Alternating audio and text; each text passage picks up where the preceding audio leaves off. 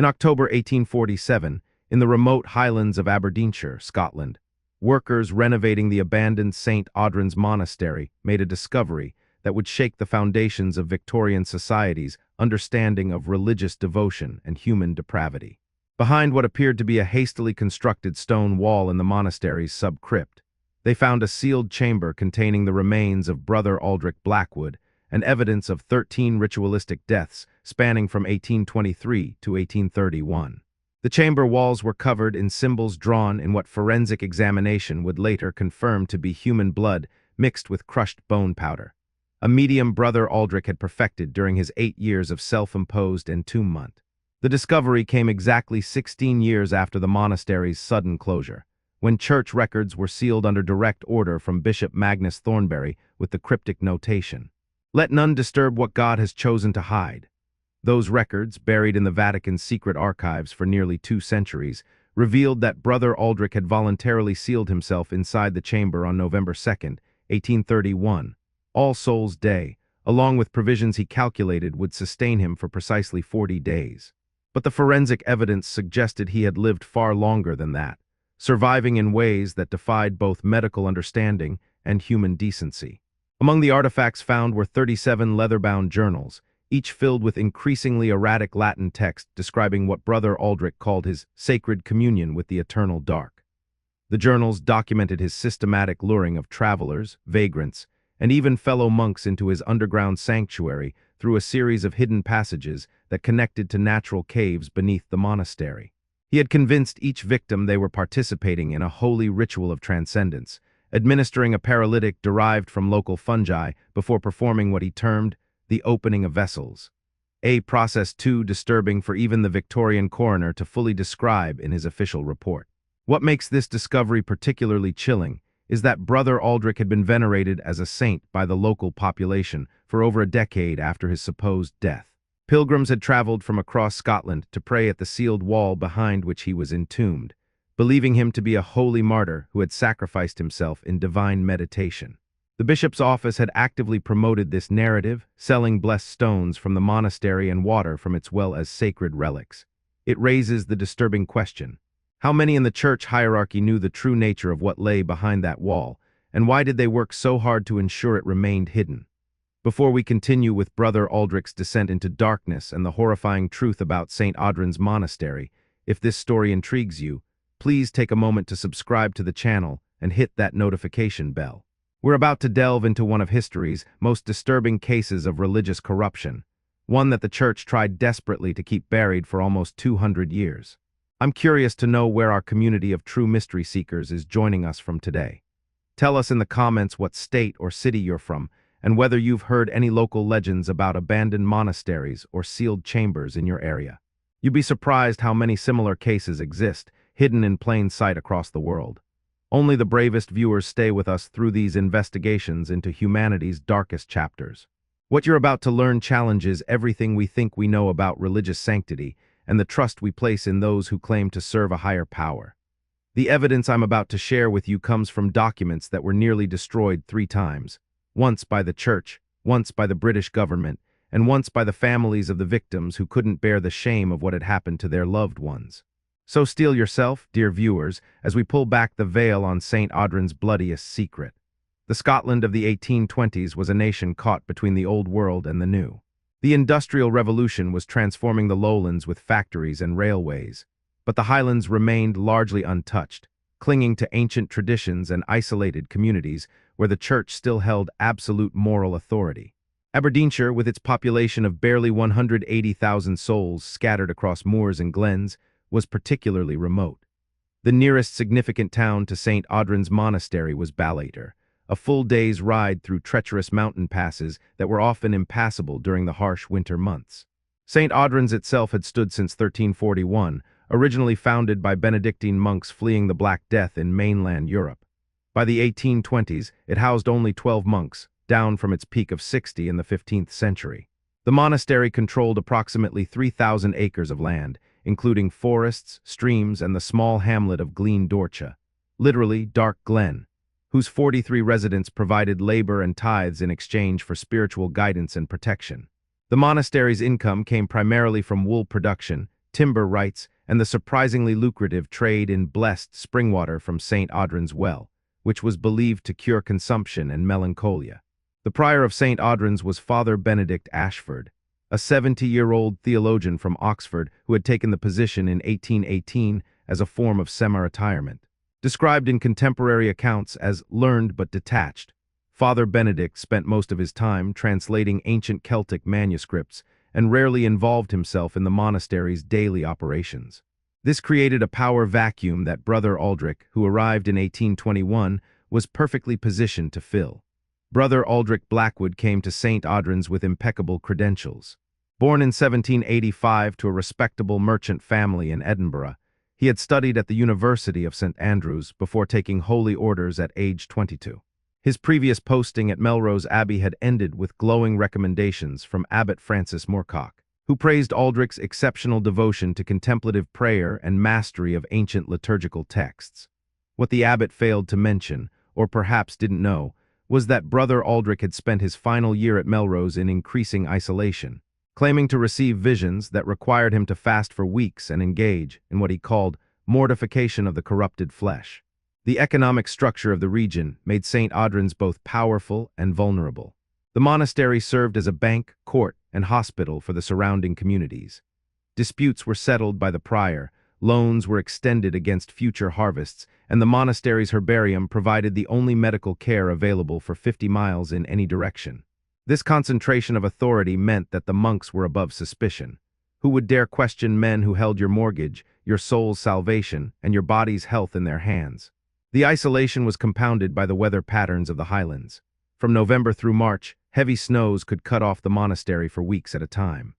The only communication with the outside world came through a monthly courier service established by the bishop's office in Aberdeen, and even that was frequently delayed. In the winter of 1823, the year the disappearances began, the courier failed to arrive for 3 consecutive months due to what records describe as the worst storms in living memory. It was into this perfect storm of isolation, authority, and desperation that Brother Aldrich introduced what he would later call his great work. The social dynamics of the monastery had already begun to shift by 1822.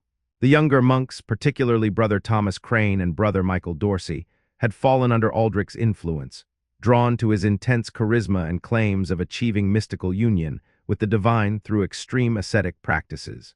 The older monks, comfortable in their routines and approaching their final years, were content to let Aldrich manage the more demanding aspects of monastery life, including the supervision of lay workers and the administration of charity to the traveling poor. To the outside world, Brother Aldrich Blackwood appeared to be the very model of Christian devotion. Visitors to St. Odran's consistently described him as angelically beautiful, with pale blue eyes that seemed to look through the material world into some higher realm. At 38 years old when the killings began, he maintained an aesthetic appearance through severe fasting that gave him an otherworldly quality. The pilgrims who came seeking blessing often requested him specifically, believing that his emaciated frame and intense gaze marked him as especially holy. His reputation extended far beyond the monastery walls. The Bishop of Aberdeen himself had commended Brother Aldrich in a pastoral letter of 1822, noting his establishment of a haven of mercy for travelers caught in the Highland storms. This haven, a series of rooms in the monastery's east wing, offered free shelter and food to anyone who arrived at St. Odran's gates seeking sanctuary. What appeared to be Christian charity was, in reality, a selection process. Brother Aldrich would interview each traveler extensively, recording their names, origins, and destinations in a ledger he claimed was for the bishop's census. In truth, he was identifying those who wouldn't be missed. The deception was reinforced by Brother Aldrich's scholarly work.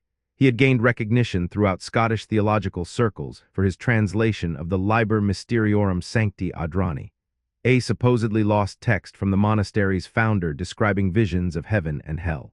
Universities in Edinburgh and Glasgow competed to acquire copies of his translations, and learned men traveled to St. Odran's specifically to discuss theological matters with him. Professor Jameson Ward of St. Andrews later testified that he had spent 3 days at the monastery in 1825 and found Brother Aldrich to be brilliantly erudite, perhaps to the point of divine madness, but certainly no threat to anything but conventional theological thinking. The townspeople of Glen Dorcha viewed Brother Aldrich as their protector and benefactor. When drought threatened the harvest of 1824, he organized prayer vigils that coincided with the return of rain. When the widow MacBride's cottage burned, he personally led the effort to rebuild it, working alongside the laborers despite his frail appearance. Children in the village were taught to seek his blessing, and he never failed to have small carved wooden crosses to give them, crosses that, investigators would later discover, he carved while conducting his underground rituals. Even the warning signs were interpreted as evidence of his holiness. His insistence on spending days alone in the subcrypt was seen as contemplative devotion. The strange sounds that sometimes echoed from below the monastery were dismissed as particularly fervent prayer. When Brother Thomas mentioned to a visiting merchant that Brother Aldrich sometimes didn't emerge from his cell for a week, surviving on nothing but communion wine and consecrated bread, it only enhanced his reputation as a mystic. The complicity of Dr. Fergus Blackwood, no relation despite the shared surname, cannot be overlooked. As the only medical practitioner in the region, Dr. Blackwood was called to the monastery several times between 1823 and 1827 to treat what were described as accidents among the laborers. He later admitted to being puzzled by the nature of some injuries, particularly the precise surgical cuts he observed on one man's torso. But Brother Aldrich always had reasonable explanations. A fall onto farming equipment, a mishap with masonry tools, an infected animal bite that required drainage. The doctor, overwhelmed with patience and grateful for the monastery's financial support of his practice, never questioned these explanations. Sheriff Constable William Morris, responsible for law enforcement across 3 Highland parishes, was similarly deceived. When families occasionally inquired about missing relatives who had last been seen heading toward St. Odran's, Brother Aldrich would produce detailed records showing they had stayed briefly before continuing on their journey. He would express concern, offer to send word to other monasteries along the likely route, and promise prayers for the missing person's safe return. The constable, barely literate and deeply religious, never thought to verify these records or question why so many travelers seemed to vanish after leaving St. Odran's hospitality. The first crack in Brother Aldrich's carefully constructed facade appeared in March 1827, when a traveling merchant named Solomon Hartley arrived at St. Odran's during a late winter storm. Hartley, a dealer in religious artifacts from Manchester, had made the journey specifically to examine Brother Aldrich's translated manuscripts with an eye toward commercial reproduction. Unlike the usual desperate travelers who sought shelter at the monastery, Hartley was educated, observant, and, most importantly, expected by business associates who knew his exact route. On his second night at the monastery, Hartley later testified, he was awakened by what he described as singing, though unlike any hymn I had ever heard. The voice, which he recognized as Brother Aldrich's, was coming from somewhere beneath the floor of his cell. The words were in Latin, but interspersed with syllables that seemed older, more guttural. Hartley, his curiosity overcoming his sense of propriety, crept from his room and followed the sound to a door he had previously assumed led to a storage cellar. The door was slightly ajar, revealing stone steps descending into darkness lit by flickering candlelight. What Hartley saw as he peered down those stairs would haunt him for the rest of his life. Brother Aldrich stood in the center of a circular chamber, naked save for a rough hair shirt that had torn his skin in numerous places. The walls were covered in symbols drawn in what appeared to be fresh blood. But it was what lay on the stone altar before him that made Hartley retreat in terror. A young man, perhaps 20 years old, whose chest had been opened with surgical precision. The victim's eyes were open, moving, still alive despite the impossible trauma.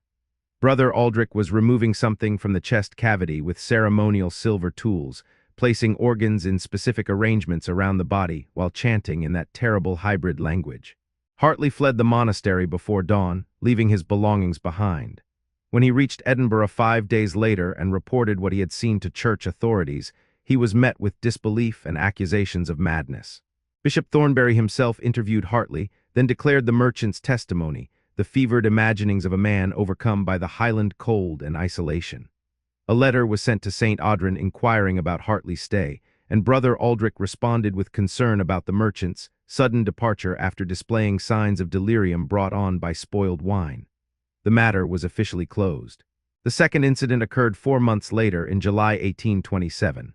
Brother Thomas Crane, one of Aldrich's most devoted followers, began experiencing what he called visions of the truth beneath. Other monks reported finding him in the chapel at odd hours, weeping before the crucifix and begging forgiveness for unnamed sins. His behavior became increasingly erratic. He would flinch when Brother Aldrich entered a room, refused to participate in certain prayers, and was observed trying to seal cracks in his cell's floor with candle wax to keep the sounds from rising. On the night of July 23rd, Brother Thomas attempted to flee the monastery. He was found the next morning by local farmers, delirious and suffering from exposure after spending the night hiding in a peat bog. In his ravings, he spoke of chambers beneath chambers and the 13 who feed the eternal dark. He claimed Brother Aldrich had shown him the true nature of transubstantiation, and that the communion wine at St. Odran's was mixed with essences extracted from the willing vessels. The farmers, disturbed by his words, brought him not back to the monastery, but to Dr. Blackwood's residence in Glen Dorcha. Dr. Blackwood's examination of Brother Thomas revealed troubling physical evidence. The monk's arms bore strange scarification marks, symbols that matched neither Christian iconography nor any Celtic traditions the doctor knew. There were also precise incisions along his inner arms, partially healed but clearly intentional, that seemed designed to allow for regular blood extraction. Most disturbing were the marks on his neck, puncture wounds that Dr. Blackwood initially took for insect bites, but which, under closer examination, appeared to have been made by some sort of surgical drain. Despite his growing unease, Dr. Blackwood was reluctant to act on what seemed like impossible suspicions. Brother Thomas was clearly suffering from some form of mental collapse, and his accusations against Brother Aldrich, a man the doctor had known and respected for 6 years, seemed too fantastic to credit. The doctor chose a middle path, sending Brother Thomas to a sanatorium in Glasgow for treatment while writing a carefully worded letter to Father Benedict suggesting that certain practices at the monastery may have become too severe and might benefit from episcopal review. The third and final warning came from an unexpected source, a 10-year-old boy named Jamie McAllister from Glen Dorcha. Jamie had been serving as an altar boy at the monastery, one of 3 local children who assisted with daily masses in exchange for religious education. On September 15, 1827, Jamie failed to return home after morning services. His father, Donal McAllister, went to the monastery to find him and was told by Brother Aldrich that the boy had left hours ago. A search of the usual paths between the monastery and village revealed no trace of the child. What Brother Aldrich didn't know was that Jamie had told his younger sister, Mary, about the secret place where Brother Aldrich keeps his special books. According to Mary, Jamie had discovered a hidden entrance behind a loose stone in the sanctuary wall and had planned to explore it further that day. Donal McAllister, accompanied by 5 other men from the village, returned to the monastery demanding a thorough search.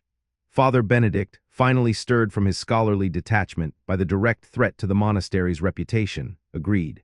The search party, led by Sheriff Constable Morris, who had been summoned from his rounds, began systematically examining the monastery.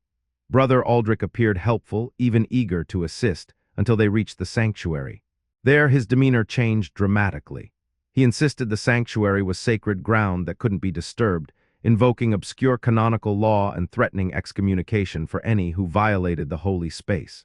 His vehemence only increased suspicion, and when Donal McAllister pushed past him to examine the wall his son had described, Brother Aldrich collapsed in what appeared to be a religious ecstasy, speaking in tongues and convulsing on the floor. The discovery of the hidden entrance exactly where young Jamie had indicated sent a chill through the search party. Behind the loose stone was a narrow passage, barely wide enough for a child or a very thin adult. The passage led downward at a steep angle, and the smell that emerged when it was opened, a mixture of decay, incense, and something medicinal, made several of the men step back in revulsion. Sheriff Morris, overcoming his own fear, took a lantern and descended. What the sheriff found in that initial exploration would be only a fraction of the full horror, but it was enough to immediately arrest Brother Aldrich. The passage led to a small antechamber carved from the living rock beneath the monastery. The walls were lined with glass jars containing preserved organs floating in yellowish fluid. A table held surgical instruments that belonged in no monastery, bone saws, rib spreaders, and devices the sheriff couldn't identify but which made his skin crawl to look upon. Most horrifying was a leather-bound ledger that contained detailed anatomical drawings and notes in Brother Aldrich's careful hand, documenting experiments performed on subject VII through subject XII, with dates corresponding to the disappearances of known travelers. Young Jamie McAllister was found in an adjoining chamber, alive but catatonic. He had been dressed in white robes and laid upon a stone platform surrounded by channels carved to collect fluids. Symbols had been painted on his exposed skin with what appeared to be blood mixed with gold leaf. He showed no signs of physical injury beyond needle marks on his arms, but his pupils were fully dilated and he didn't respond to any stimuli. Dr. Blackwood would later determine that the boy had been administered a massive dose of a paralytic agent derived from foxglove and ergot, a combination that should have been fatal, but which Brother Aldrich had apparently perfected to induce a state between life and death. The arrest of Brother Aldrich on September 15, 1827, should have been the end of the horror. But as investigators would soon discover, they had only scratched the surface of what had been occurring beneath St. Odran's Monastery. The true scope of Brother Aldrich's activities wouldn't be revealed until that October day in 1847, when renovation workers broke through the wall he had sealed himself behind 16 years earlier. If this is giving you chills, you're not alone. The systematic way Brother Aldrich operated, right under the noses of his fellow monks and the entire community, shows how evil can hide behind the mask of holiness. What's truly terrifying is that everything I've shared so far comes from verified historical documents, court records, medical reports, and witness testimonies that survived despite multiple attempts to destroy them. Please hit that like button if you want to hear what investigators found when they finally breached Brother Aldrich's inner sanctum. And share this video with someone who thinks they know all of history's dark secrets. I guarantee they've never heard this story in its full, horrifying detail. Let's discover together what happens next, as we delve into the 13 ritual deaths that Brother Aldrich documented in his own hand, and the nightmare he created in his quest for what he called transcendence through consumption. Fair warning, what comes next is not for the faint of heart. The full investigation of St. Odran's Monastery began on September 20th, 1827, 5 days after Brother Aldrich's arrest. A team assembled by Bishop Thornbury included Dr. Fergus Blackwood, Sheriff Constable Morris, Professor Jameson Ward as theological advisor, and surprisingly, Solomon Hartley, the merchant whose testimony had been initially dismissed. The bishop, finally accepting that something terrible had occurred under his jurisdiction, wanted witnesses whose credibility couldn't be questioned. What they discovered over the following weeks would fundamentally challenge their understanding of human depravity.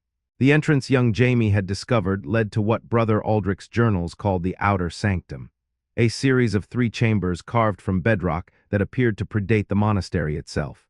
Carbon dating would later suggest these chambers were hollowed out sometime in the 9th century, possibly by the same Celtic monks who first Christianized the region. Brother Aldrich had discovered them in 1822 while researching the monastery's foundation stones, and had spent months excavating and expanding the space in secret, using the cover of prayer meditation to explain his long absences. The first chamber where Jamie had been found served as what Brother Aldrich termed his preparation theater. His journals, recovered from a hidden compartment, described in clinical detail his process for preparing vessels for communion with the eternal dark. The victims, he had documented 13 in total between 1823 and 1827, were selected based on specific criteria. They had to be alone in the world, physically healthy, and what he called spiritually vacant. This last criterion seemed to mean people who had lost their faith or never possessed it, whom he believed would be grateful for the purpose I would give their flesh. The paralytic compound he had perfected was his greatest pride. Mixed from foxglove, ergot, and a fungus found only in the deep caves beneath the monastery, it induced a state where the victim remained conscious but unable to move or speak. More horrifyingly, it seemed to heighten sensory perception while suppressing the ability to fall unconscious from shock or pain. Brother Aldrich wrote extensively about the ecstatic terror he observed in his subjects' eyes, which he interpreted as religious rapture. The second chamber contained what investigators initially thought were religious artifacts, but which Professor Ward identified as implements for an ancient form of divination called anthropomancy, divination through human entrails. Shelves carved into the rock held hundreds of glass containers, each meticulously labeled with dates and contents. The preservation fluid, analysis revealed, was a mixture of alcohol, honey, and substances extracted from the victim's own glandular systems. Brother Aldrich had been particularly interested in the pineal gland, which he called the seat of the soul's eye, and had developed a technique for removing it while keeping the subject alive. But it was the third chamber that revealed the true extent of Brother Aldrich's madness. Accessed through a passage so narrow that Dr. Blackwood had to remove his coat to squeeze through, this inner sanctum was circular, approximately 20 feet in diameter, with a domed ceiling covered in symbols that hurt to look at directly. The floor was a single piece of polished granite into which channels had been carved in a spiraling pattern that led to a central drain.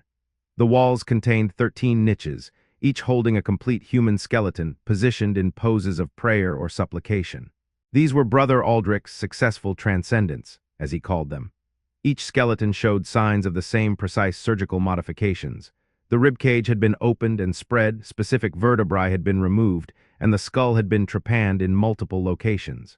Gold leaf had been applied to certain bones, creating patterns that Professor Ward reluctantly identified as matching descriptions from the Ars Goetia and other grimoires the Church had supposedly destroyed centuries ago.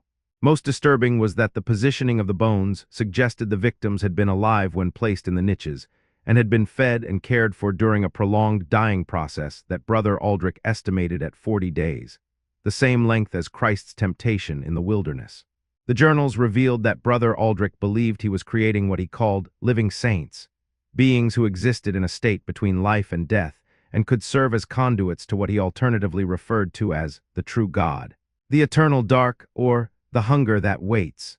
He had convinced himself that the Catholic communion was a corrupted version of an older ritual, one that required actual human flesh and blood to achieve true transubstantiation. The 13 victims weren't murdered in his mind, but willing sacrifices who had achieved a form of immortality through their incorporation into his being. The mechanism of the killings was methodical and ritualistic. Each victim was brought to the chamber over a period of days, initially as a guest receiving special religious instruction. Brother Aldrich would gain their trust through theological discussions, gradually introducing concepts from his invented gospel. He claimed to have discovered proof that Christ's resurrection was not unique, that anyone could achieve it through the proper rituals. By the time he administered the paralytic, many victims apparently welcomed it, believing they were about to experience divine transformation. The actual ritual, documented in nauseating detail, took place over several stages. First came what Brother Aldrich called the opening, surgical procedures performed while chanting in a language that combined Latin, Hebrew, and what linguistic experts would later identify as pre-Celtic Pictish. He would remove specific organs in a prescribed order, consuming portions of each while they were still functioning. He believed this allowed him to absorb not just the physical essence but the spiritual energy of the victim. The remainder would be preserved for later consumption during specific lunar phases. Between 1823 and 1827, Brother Aldrich had killed 3 traveling merchants whose routes had taken them through the highlands, 2 former soldiers seeking monastic life after the Napoleonic Wars, a scholar from Oxford who had come to study the monastery's manuscripts, 4 vagrants who had sought shelter during winter storms, 2 lay brothers from neighboring monasteries who had come for theological retreats, a local shepherd who had discovered one of the cave entrances by accident, young Margaret Sinclair, the 16-year-old daughter of a deceased merchant who had been sent to the monastery for education. Each killing had been carefully planned months in advance. Brother Aldrich would establish alibis, create false documentation of the victims leaving the monastery, and in several cases, had accomplices send letters from other locations to maintain the illusion the victims were still alive. He had corrupted Brother Thomas Crane and Brother Michael Dorsey into assisting him, though their journals, discovered later, suggested they believed they were participating in legitimate religious mysteries until it was too late to withdraw. The physical evidence was overwhelming. Investigators found detailed anatomical drawings that showed a medical knowledge far beyond what a monk should possess. Chemical analysis of residues in the chambers revealed compounds that wouldn't be formally identified by science for another 50 years. There were tools modified from standard surgical implements to perform specific procedures Brother Aldrich had invented. Most damning were the preserved specimens, organs and tissues that DNA testing in modern times has matched to missing persons from the 1820s. But perhaps the most disturbing discovery was Brother Aldrich's communion journal, where he recorded the effects of consuming human organs prepared in different ways. He described experiencing visions, speaking with entities he couldn't name, and gaining knowledge of future events that proved disturbingly accurate. Several entries from 1826 predicted the cholera outbreak that would strike Scotland in 1832, the reform of Parliament, and even specific deaths in the royal family. Whether these were lucky guesses, the ravings of a madman, or something more sinister remains a matter of debate among scholars who have studied the case. The investigation also revealed that Brother Aldrich hadn't acted entirely alone. Besides brothers Thomas and Michael, there was evidence of correspondence with similar groups in Ireland, France, and Italy. Letters written in cipher discussed the great work and mentioned other practitioners who were conducting similar experiments. The bishop's office, when pressed, admitted to knowing of at least 7 other cases of monks or priests engaged in what they termed heretical practices involving human remains during the same period, though none as extensively documented as Brother Aldrich's activities. When finally confronted with the evidence in his cell in Aberdeen jail, Brother Aldrich showed no remorse. Instead, he expressed frustration that his work had been interrupted before completion. He claimed to have been 3 rituals away from achieving full transcendence and becoming what he called a bridge between the worlds. He insisted that his victims had achieved a form of immortality through him, that he could still hear their voices, and that they thanked him for showing them the truth beyond the Christian lie. His calm demeanor while describing acts of cannibalism and murder convinced even skeptics that they were dealing with someone who had moved beyond conventional madness into something far more disturbing. The arrest of Brother Aldrich should have ended the nightmare, but the investigation that followed revealed a web of complicity and corruption that reached into the highest levels of the Scottish Church. In October 1827, papal investigator Monsignor Giuseppe Torretti arrived from Rome. Having been dispatched by Pope Leo XII himself after Bishop Thornberry's urgent coded message describing a manifestation of ancient evil requiring immediate suppression. Monsignor Torretti brought with him a team of church scholars who specialized in what the Vatican privately called theological anomalies, cases where Catholic doctrine had been perverted for occult purposes. Their examination of Brother Aldrich's journals revealed that his knowledge came from books that were supposed to have been destroyed during the Inquisition. The texts he quoted, particularly the Liber Vermis Mysteries and the Clavicule of Honorius, had been banned by papal decree in 1486. The question of how a Scottish monk had gained access to these works led to a disturbing discovery.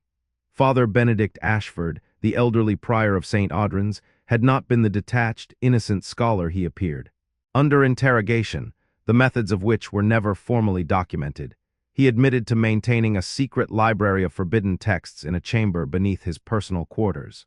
He had been collecting these works for 40 years, believing that understanding heretical thought was necessary to combat it. Brother Aldrich had discovered this library in 1822 and had spent months studying its contents while Father Benedict, increasingly senile, failed to notice or care. The Forbidden Library contained over 200 texts dealing with what medieval scholars called the Dark Wisdom, pre-Christian practices that had been absorbed and hidden within Catholic ritual. Several books were bound in what forensic examination confirmed was human skin, with pages made from a parchment that combined human and animal sources. The inks used in many of the illustrations contained human blood mixed with precious metals, creating images that seemed to move in candlelight. Most disturbing was a manual titled De Vermis Mysteries, which contained detailed instructions for the exact rituals Brother Aldrich had been performing. But the investigation revealed that St. Odran's was not an isolated case. Monsignor Torretti's team uncovered correspondence between Father Benedict and 5 other monasteries across Europe, all of which maintained similar secret libraries. The letters, written in a cipher based on Aramaic and ancient Greek, discussed preserving the true knowledge and preparing for the return of the old ones. This network, which called itself the Order of the Hidden Light, had been operating within the Catholic Church for at least 3 centuries, carefully placing members in remote monasteries where their activities would go unnoticed. The Scottish authorities, led by Procurator Fiscal James Montgomery, attempted to pursue criminal charges against all involved parties. However, they encountered immediate resistance from both the Church and the Crown. Letters from London made it clear that the scandal must be contained to prevent, as one official wrote, a crisis of faith that could destabilize the entire social order. The investigation was officially limited to Brother Aldrich alone, with other participants classified as victims of his malign influence. Meanwhile, Brother Thomas Crane, recovering in the Glasgow sanatorium, began providing testimony that added another layer to the horror. He revealed that Brother Aldrich had not been working toward his own transcendence alone, but had been preparing to transform the entire monastery into what he called a sacred engine. The plan, scheduled for All Saints' Day 1827, would have involved the simultaneous sacrifice of all 12 monks in a ritual designed to open what Brother Aldrich described as a permanent gateway to the eternal dark. Brother Thomas produced maps he had hidden before his escape, showing modifications Brother Aldrich had made throughout the monastery. Hidden symbols had been carved into support beams, creating a massive ritual circle encompassing the entire building. Channels had been cut into floors to direct blood flow toward the central altar. Most chillingly, Brother Aldrich had been slowly poisoning the communion wine with his paralytic compound, building up the other monks' tolerance so that on the appointed day, a massive dose would incapacitate everyone simultaneously. The investigation also uncovered financial irregularities that suggested a broader conspiracy. Large sums had been transferred from St. Odran's accounts to locations in Edinburgh, London, and Paris. The money trail led to antiquarian book dealers, chemical suppliers, and most disturbingly, to a network of body snatchers who had been providing Brother Aldrich with fresh corpses for his experiments. Account ledgers showed payments for anatomical specimens dating back to 1821, before the first recorded murder. Dr. Blackwood, reviewing his medical records with new understanding, identified 7 additional deaths in the region that now seemed suspicious. Patients who had died from wasting diseases showed symptoms consistent with slow poisoning by the compounds found in Brother Aldrich's laboratory. The doctor's horror at realizing he had been an unwitting accomplice led to his complete mental breakdown. His final coherent statement before being committed to an asylum was, "He made us all complicit. Every blessing we received, every prayer we offered in that place, we were feeding his dark god without knowing it." The Vatican's investigation expanded to include the bishop's office in Aberdeen.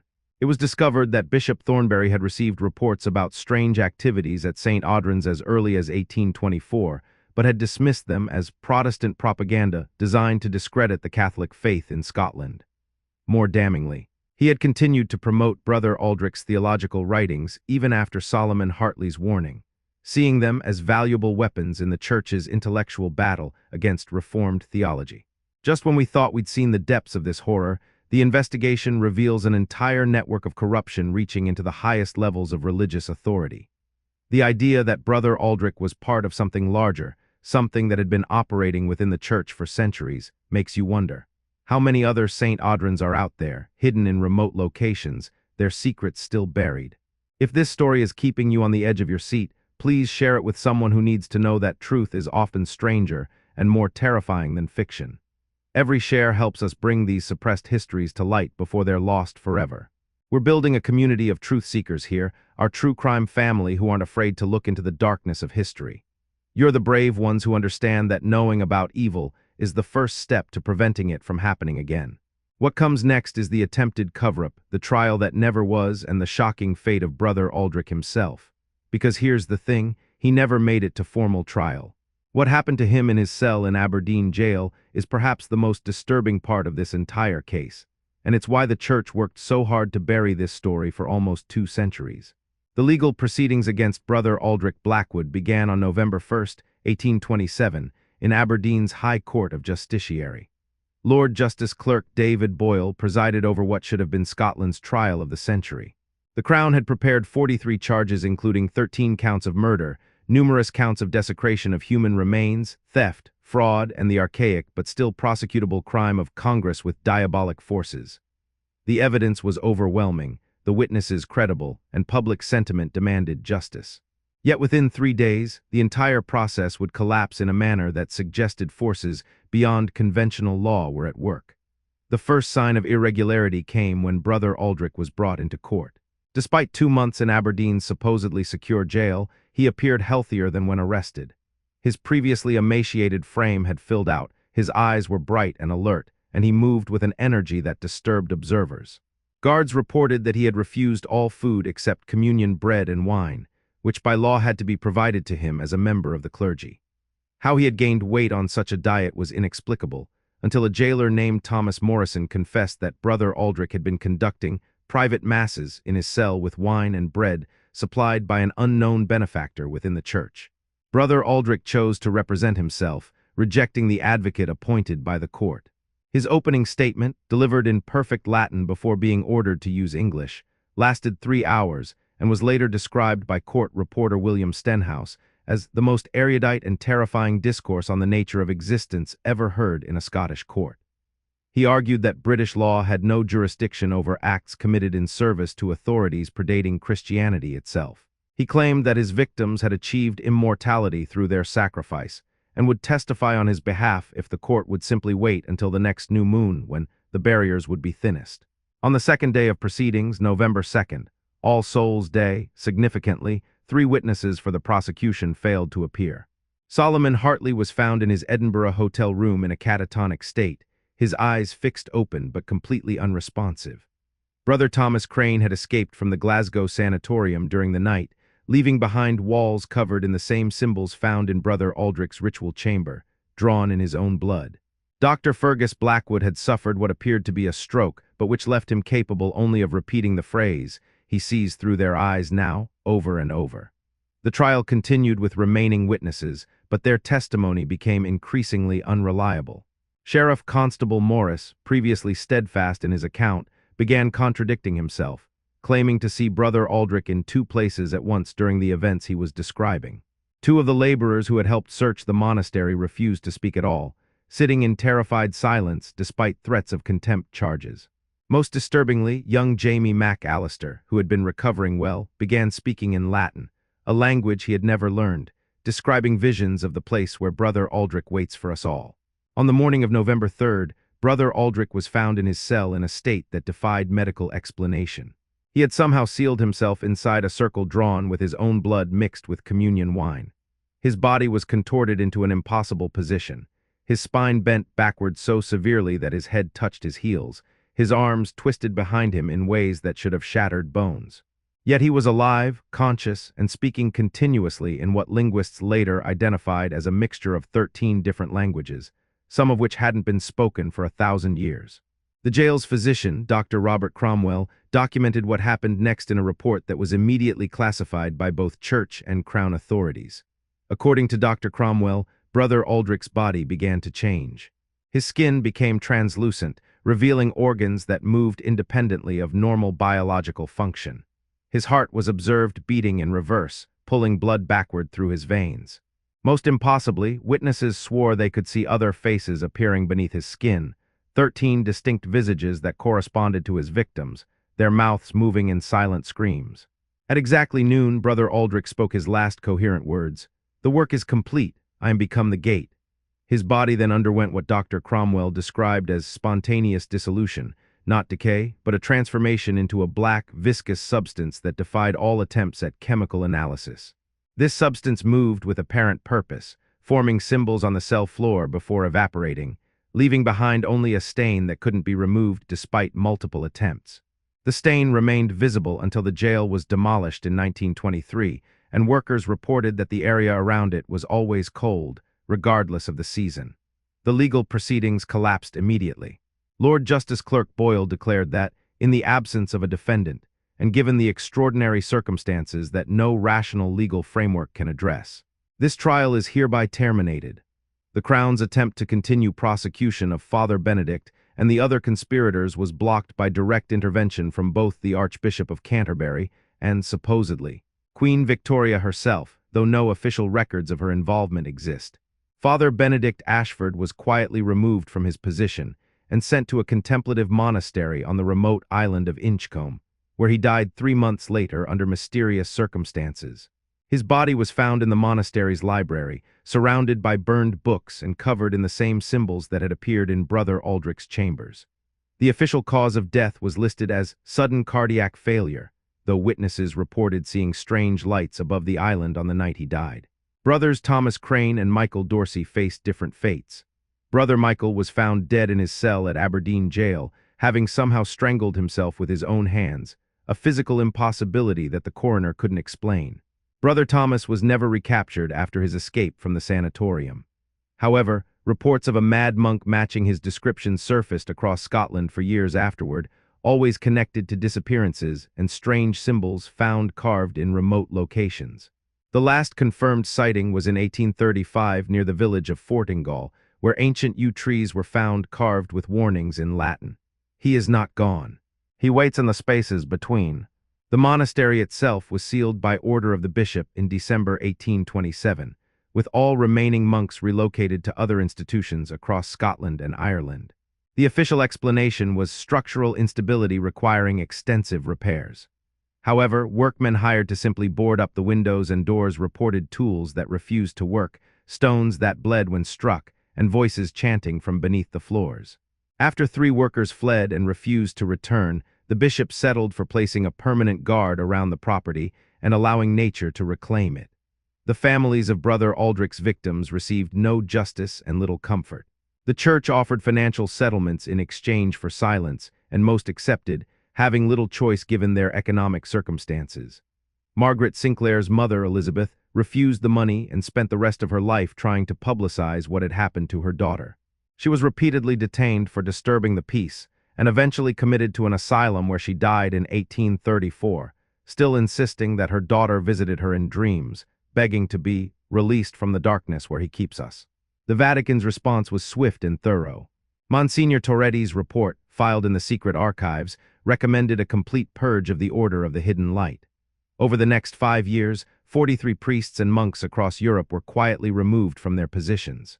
7 were tried by ecclesiastical courts and executed for heresy, the last official executions for religious crimes in church history. The rest simply disappeared, their fates never recorded. The forbidden libraries were supposedly destroyed, though persistent rumors suggest that the most dangerous texts were merely relocated to even more secure locations. The Scottish government's handling of the case set precedents for dealing with what internal documents called anomalous crimes. A secret protocol was established whereby certain types of cases would be immediately transferred to a special committee comprising representatives from the church, crown, and medical establishment.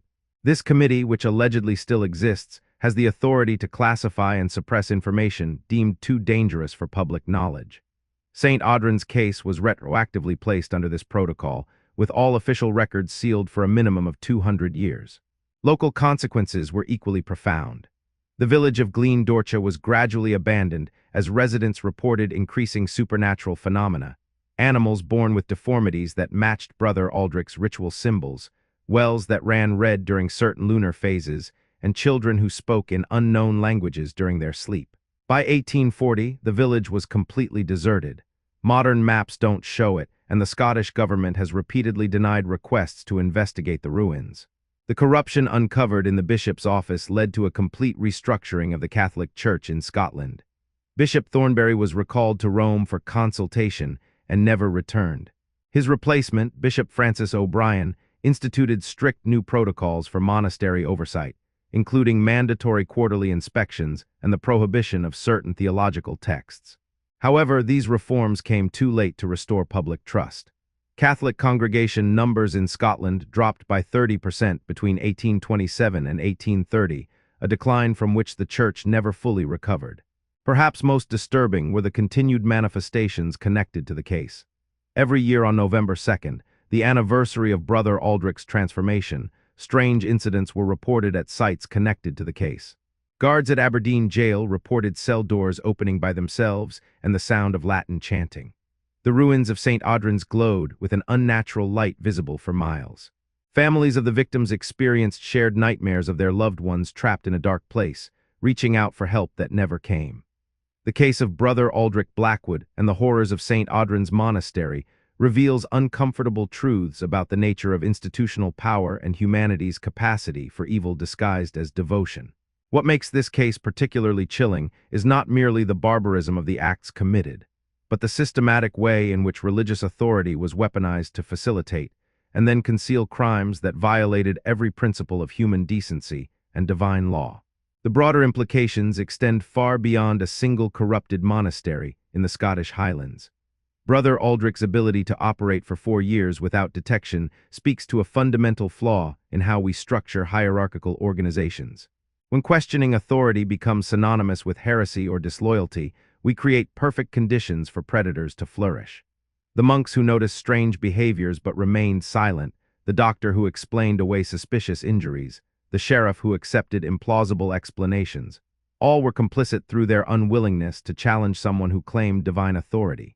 What Brother Aldrich truly represented was the shadow side of religious ecstasy, the thin line between mystical experience and madness, between sacrifice and sadism. His journals reveal a man who genuinely believed he was performing sacred work, who interpreted his victims' suffering as spiritual transcendence. This collision of sincere belief with horrific action challenges our comfortable assumption that evil always knows itself. Sometimes the most dangerous monsters are those who believe themselves to be saints. The pattern of institutional cover-up that followed Brother Aldrich's exposure has repeated itself throughout history with disturbing regularity. The Church's immediate response was not to seek justice for victims, but to contain scandal, to protect the institution at the cost of truth.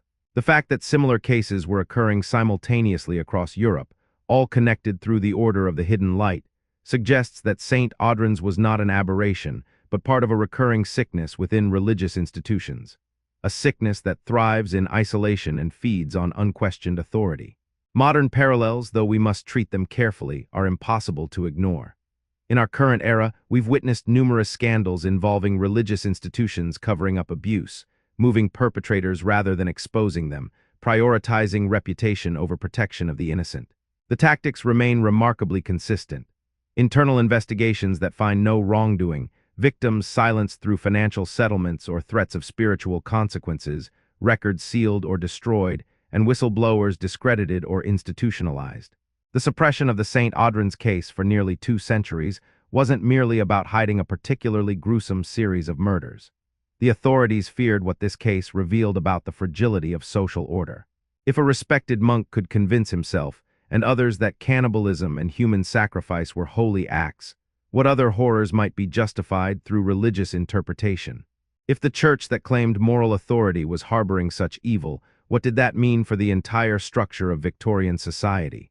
The documents were finally released in 2027, exactly 200 years after Brother Aldrich's death. But even then, the release was partial. Key sections remain redacted, particularly those dealing with the other members of the Order of the Hidden Light and the ultimate fate of Brother Thomas Crane.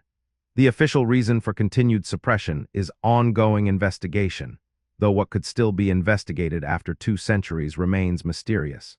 Some researchers suggest that certain elements of the case, particularly the apparent supernatural manifestations, are considered still dangerous to public stability. Recent archaeological work at the St. Odran's site, conducted in 2019 under strict government supervision, uncovered additional chambers that Brother Aldrich's journals had only hinted at. The findings, immediately classified, reportedly included evidence of practices predating Brother Aldrich by centuries, suggesting he had discovered and continued something much older. Local workers on the dig reported experiencing severe nightmares, and several quit after claiming to hear voices calling them into the deeper chambers. The excavation was halted after only 3 weeks, and the site was filled with concrete, officially due to structural instability. Why was this story hidden for so long? Beyond the obvious desire to prevent panic and maintain religious authority, there seems to have been genuine fear among those who investigated the case. Multiple investigators died young from various causes: suicide, sudden illness, accidents that seemed too convenient. Their private papers, when recovered, often contained references to being marked or followed by the 13.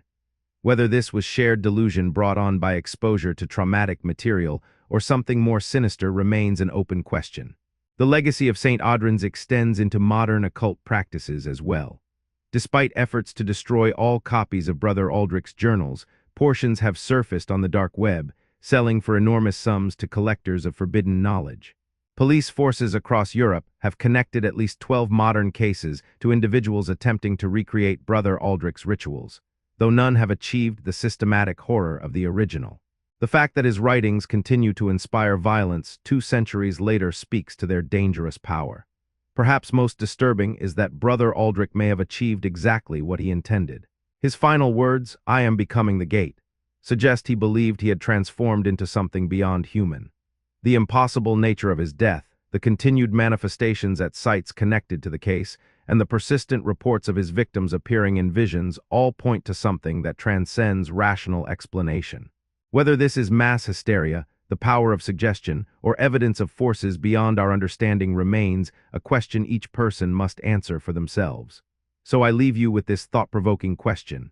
If Brother Aldrich truly believed he was serving a higher power, and if that belief was shared by an entire network of religious scholars across Europe, what does that say about the nature of faith itself?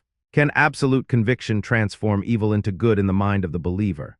And more disturbingly, if Brother Aldrich achieved some form of continued existence through his horrific rituals, What does that mean for our understanding of death, consciousness, and the boundaries of human transformation? What do you think really happened in those final moments in Brother Aldrich's cell? Was it an elaborate hoax, a shared hallucination brought on by the extreme stress of confronting such evil, or did something truly supernatural occur? And why do the manifestations continue to this day, 2 centuries after his death? Share your theories in the comments below. I read every single one, and the most intriguing insights often come from our community of investigators. If you've made it this far, you're one of the brave ones who can face history's darkest truths. Please subscribe to the channel if you haven't already, and hit that notification bell so you don't miss our next investigation.